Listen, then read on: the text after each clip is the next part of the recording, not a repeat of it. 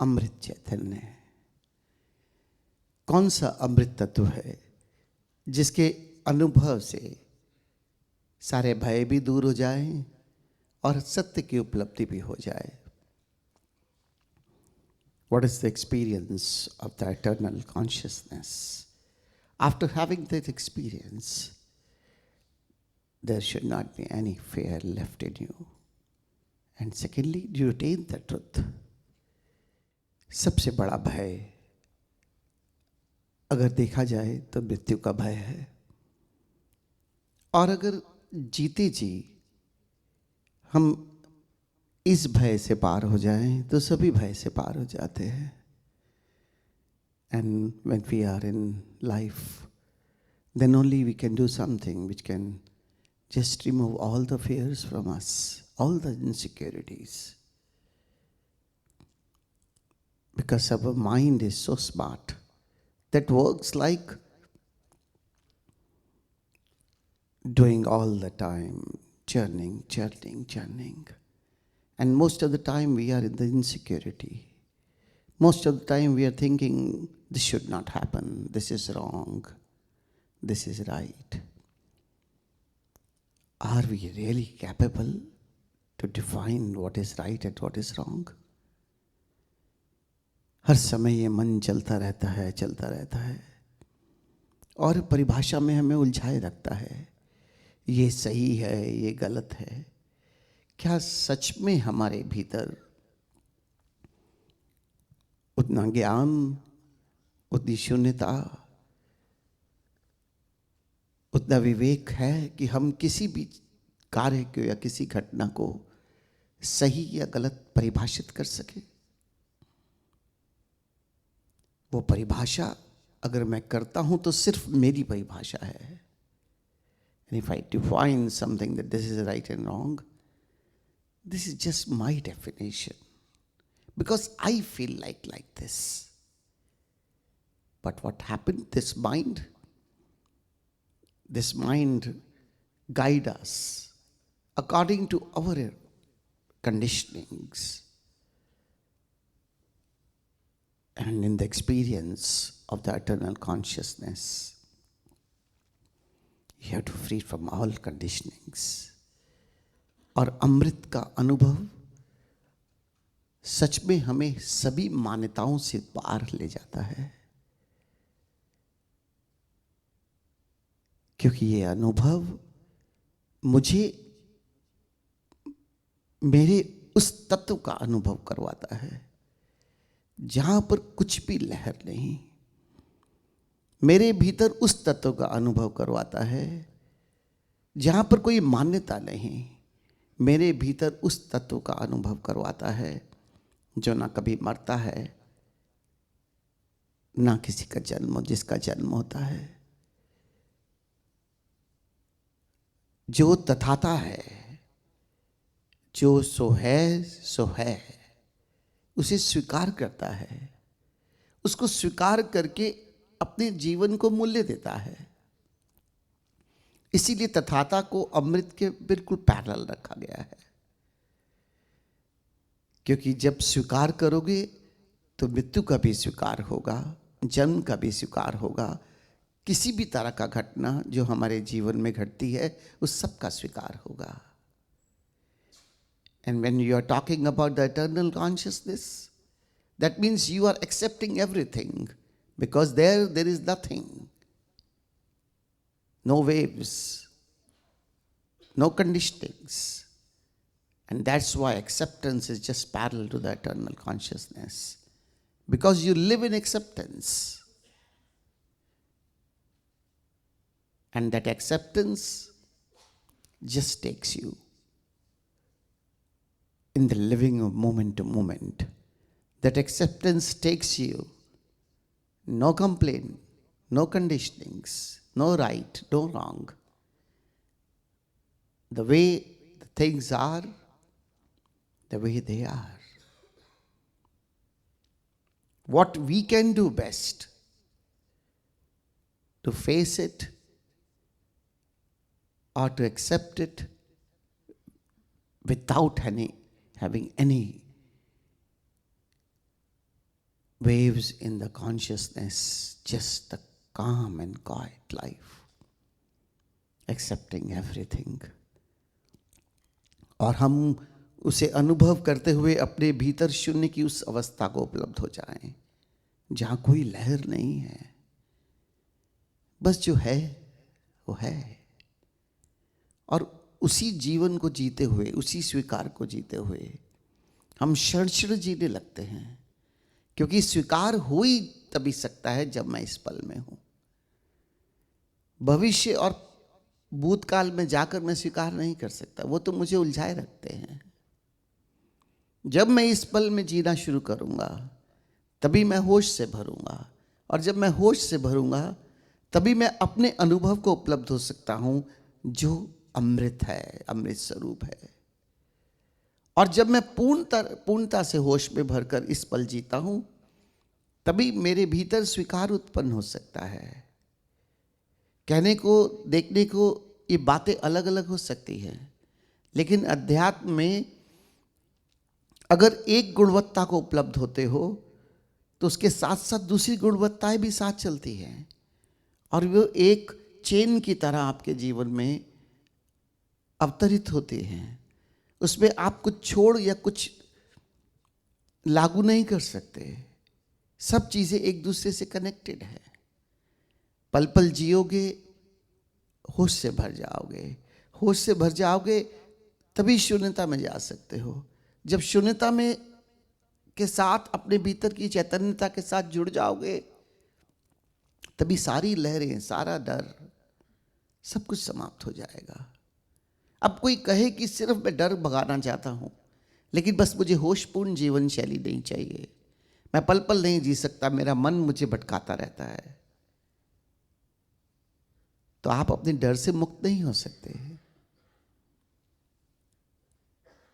इसीलिए मेरे देखे अध्यात्म मल्टी डायमेंशनल ग्रोथ का नाम है, कि एक दिशा में नहीं, यूनिडायमेंशनल नहीं है, ये पूरे जीवन को खिलाता है, ये पूरे जीवन को महकाता है। That's why spirituality is not you can choose bits and bits. If you really want to be spiritual, you have to adopt the complete spiritual life, which is living moment to moment, which is full of awareness and being with the consciousness. Then only you can attain the spirituality. With the conditionings that, okay, I will do this much only, I will practice this much only, you can't be spiritual, because you will lack either here and there, and then the whole spirituality goes away. पूर्णता से अपने जीवन को आध्यात्मिक बनाना होगा, पूर्णता से जागरूक होकर जीना होगा, पूर्णता से पल पल जीना होगा, पूर्णता से स्वीकार में जीना होगा, पूर्णता से भय से मुक्ति। लेकिन एक साधे सब सधे, एक को साधोगे, दूसरी तरफ सब तरह से होशपूर्ण रहोगे, धीरे धीरे मल्टी डायमेंशनल खिलावट होती चली जाएगी। लेकिन इतना ज्ञान हमें अपने भीतर लाना होगा कि जिस मार्ग पर मैं चल रहा हूं, अमृत तत्व के अनुभव के, उस मार्ग के आसपास चैतन्यता भी है, उस अमृत के अनुभव में चैतन्यता साथ है, क्योंकि चैतन्यता ही तो अमृत है। अगर मैं चैतन्य नहीं होऊंगा तो मैं अमृत कैसे हो सकता हूं? जब तक मैं शरीर समझकर जीता रहूंगा, वो तो मरणोधर्म है। जब तक मन समझकर, अपना तादात्म्य मन से जोड़कर जीऊंगा, वो तो भटकाता ही रहेगा। तो मुझे केंद्र तो अपने भीतर की चैतन्यता को बनाना पड़ेगा, और वही चैतन्यता जब मैं उसमें साथ जुड़कर अनुभव करता चला जाऊंगा, वही मुझे अमृत तत्व का अनुभव कराएगी कि मेरी चैतन्यता की ना कभी मृत्यु हुई, ना मेरी चैतन्यता का कभी जन्म हुआ। आज इस शरीर में है, हो सकता है कुछ वर्षों पहले किसी और शरीर में होगी, उससे और कुछ वर्षों से पहले कुछ और शरीर में होगी। ये शरीर बदलने का जो क्रम है, ये मेरी चैतन्यता को मृत्यु नहीं कराता, गीता हम सब ने पढ़ी है, बहुत सरलता से कहते हैं, कृष्ण कहते हैं मृत्यु के ऐसे समझो जैसे एक कपड़ा छोड़कर दूसरा कपड़ा बदल लिया। लेकिन ये खाली कुछ वाक्य, एक वाक्य या कुछ शब्द नहीं है। हमारे जीवन की सबसे बड़ी दुर्घटना ये है कि हम जो सुनते हैं, जो समझते हैं, जो जानते हैं, वो जीवन का हिस्सा नहीं बनता। हम कृष्ण की बातों को अहमियत तो देते हैं, लेकिन वो बातें हमारी जीवन शैली का हिस्सा नहीं बनती। और जब तक जो ज्ञान चाहे बाहर से हम ले रहे हैं गीता के रूप में, या भीतर ध्यान में अपनी गहराइयों में हम जान रहे हैं, जब तक वो ज्ञान मेरे जीवन का हिस्सा नहीं होगा, तब तक कोई कितना भी दम भरे कि मैं लाइटेंड हूँ, मैंने बहुत साधना कर ली, मेरे देखे 2 कौड़ी की है, और छोटा सा अनुभव जो ध्यान में है होता है, अगर वो मेरे जीवन का हिस्सा है तो उस अनुभव का अर्थ है। इसलिए छोटे से छोटे अनुभव और किसी भी तरह के आध्यात्मिक अनुभव को जब तक मैं जीवन का हिस्सा नहीं बना लूं, तब तक मैं सिर्फ और सिर्फ ये कह सकता हूं, we are simply wasting our time, unless and until even the small experience of the consciousness is not part of my life, we are just wasting the time. We are talking big things like we have listened that, we are hearing so many masters. Is this really having some meaning in your life? We are listening discourses of Osho from years and years. But what is the meaning of the discourse if it is not part of my life? Whatever I am learning, either from outside or whatever I am experiencing from my meditation, in the state of meditation, that has to be my living style. That is the only way to attain the truth. Otherwise, you can't attain the truth. If it is a theoretical, I am a soul, I am a consciousness, I am not a body, I am not a mind. This is not doing anything, not going to do anything in your life. You experience your eternal consciousness. Now that means if you have experienced this maybe 3 times, 4 times, 6 times, that after the completion of this program, you should feel like that you are eternal consciousness.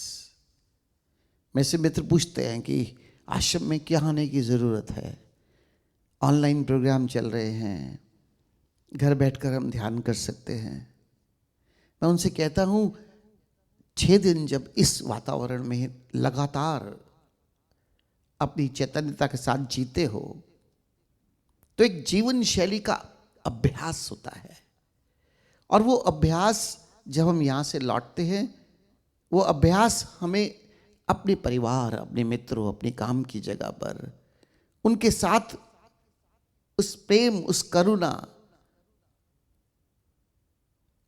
उस शैली के साथ हमें perform करने का मौका देता है कि हमने सीखा क्या है। यहाँ भी अलग अलग लोग, अलग अलग तरह के लोग आते हैं। किसी से मिलकर आपको अच्छा लगेगा, किसी से आपको नहीं मिलने का मन करता है, कभी कोई व्यवस्था ठीक नहीं लगती, लेकिन हम सब स्वीकार करते हैं, सोचते हैं 6 दिन के लिए तो है यहाँ, इसके बाद तो चले जाना है।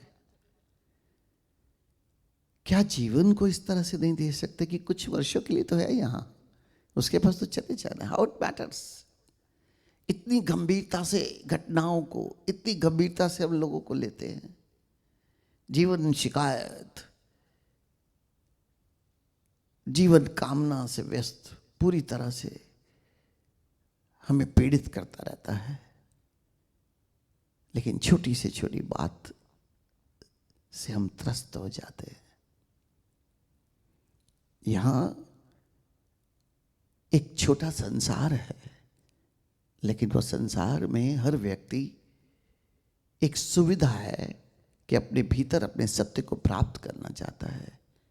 प्रेम और करुणा से भरना चाहता है, तो कम से कम इस वातावरण में हम ऐसी जीवन शैली का अभ्यास करें. Friends comes and ask me why they need to come to the ashram, stay here for a few days, when we can do the meditation at our house. The only purpose of the ashrams are, or the communes, that you practice the living, that you have to be most of the time just in remembrance of the consciousness, no other business. And once you practice this, then there is a possibility that when you go back from this ashram or a commune, then you can practice that same living style in the world, at your workplace, with your beloveds. So in these 6 days, please be with your consciousness most of the time. Please be in your remembrance of the body. It is not that you will like everything, you will like all the arrangements. Everybody has a different needs, different styles of living. We can't satisfy. But here we think that we are here for a few days, how it matters. That attitude has to be like this. How it matters we are in this world for a few years. Don't be serious. And just be in the consciousness. Practice here to be with your consciousness. Practice here to be in loving. Practice here to live with more and more compassion, more and more bliss, more and more celebration. That practice will help you once you go back. और इसी तरह हमारे जीवन में बदलाव आता है, रूपांतरण होता है. जो अध्यात्म का मुख्य उद्देश्य है, जब तक हमारे जीवन में किसी तरह का रूपांतरण नहीं घटता, बस ये समझ लेना कि हम सिर्फ समय पर बात कर रहे हैं. Unless and until we are transforming ourselves, just feel that you are wasting time. You are wasting your money. Just be in the process of transformation, and it is not going to end. और ये रूपांतरण की जो प्रक्रिया है, इसका कोई अंत नहीं है.